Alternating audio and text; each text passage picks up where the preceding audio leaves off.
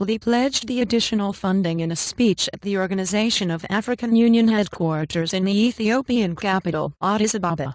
And China will increase credit lines to Africa by $10 billion and will boost the China-Africa Development Fund by $2 billion, bringing it to a total of $5 billion, Lee said, according to the official Xinhua news agency.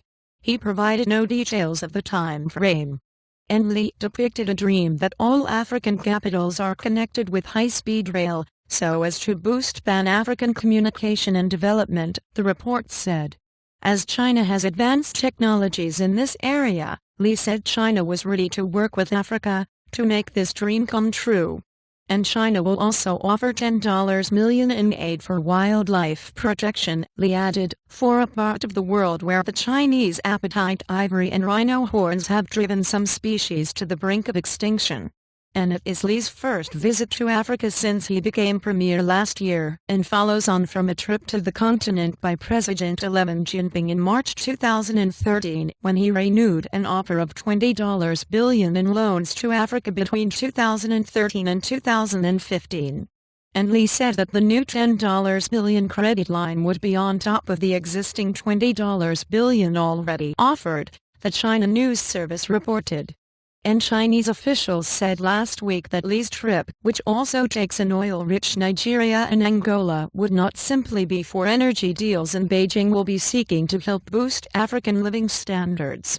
And Lee said he hoped that some of the loans being offered would be used to support small and medium-sized companies in Africa, adding that economic development on the continent offered huge opportunities for both China and Africa. And history and reality make clear to all, China's development gives opportunity to Africa, Africa develops, and China also benefits, he said. And trips by Chinese leaders to Africa are often marked by big natural resource deals, triggering criticism from some quarters that China is only interested in the continent's mineral and energy wealth. And China has a relationship with Africa which predates its current resource-hungry economic boom. In previous decades, China's communist leaders supported national liberation movements and newly independent states across the continent.